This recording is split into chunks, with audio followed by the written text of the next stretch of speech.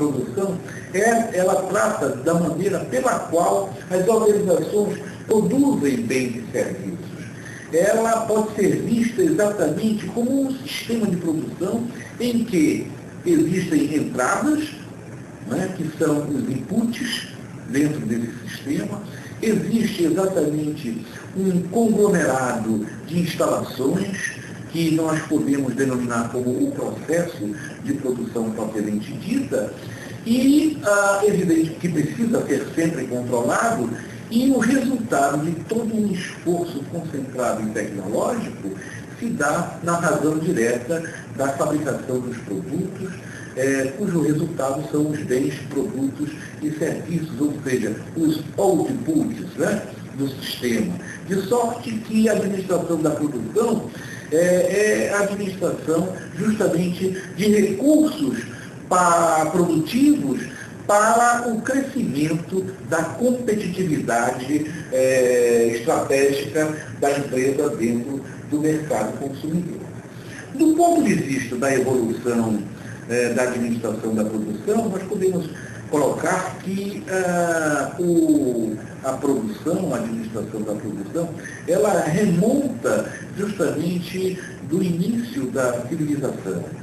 Por quê? Porque durante muito tempo ela foi caracterizada como sendo, né, uma atividade puramente artesanal. Então, caracteriza-se a área artesanal de produção. Ou seja, um momento em que, um longo momento em que as pessoas eram tidos como artesãos.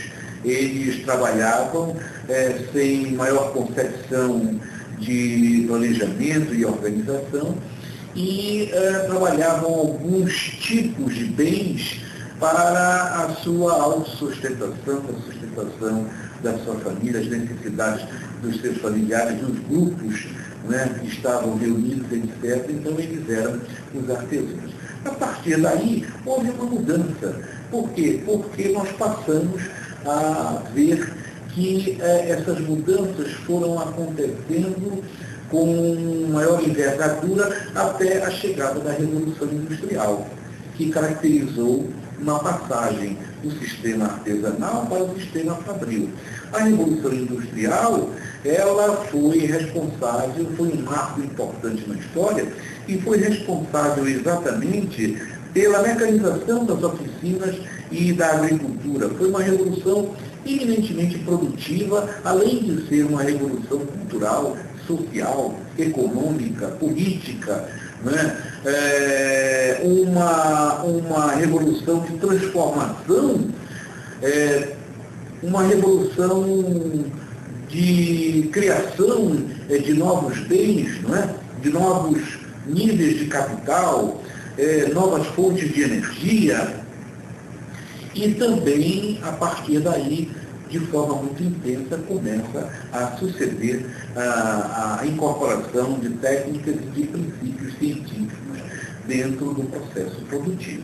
Depois nós tivemos o desenvolvimento industrial, caracterizado pela transformação dos meios de comunicação e dos transportes, onde eu diria que o capitalismo industrial acaba dando lugar ao capitalismo financeiro, porque a partir daí começam a aparecer os grandes bancos e começa a se incorporar dentro do mercado de capital as instituições financeiras, dentro da sociedade as instituições financeiras.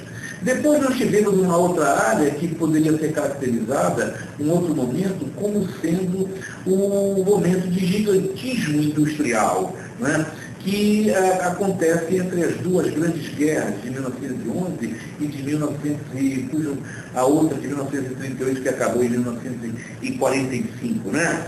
Então, nesse período, nesse lapso de tempo, você caracteriza o aparecimento das grandes empresas, das grandes organizações, principalmente caracterizadas pelas multinacionais. Né? Depois nós podemos observar que há um novo momento que é caracterizado como sendo a era moderna, onde você tem a definição muito clara dos países desenvolvidos, dos países subdesenvolvidos e dos países em desenvolvimento, não é? E a partir daí aparecem bens e produtos extraordinariamente importantes para essa faixa, não é, dessa área de produção, que é, por exemplo, o plástico, que é, por exemplo, o alumínio, caracterização do momento em que se incorpora na sociedade a automação, a computação. Então, começa a haver realmente, a partir deste momento, né, uma maior ampliação das possibilidades do homem e a sociedade se torna, a sociedade industrial e a sociedade das organizações se torna realmente muito mais complexa em função do mundo que passa a ter maior complexidade também e um índice de mutação incrível. Finalmente, a fase da incerteza, né? As empresas lutam contra a escassez dos recursos e se solidifica efetivamente justamente a revolução do computador.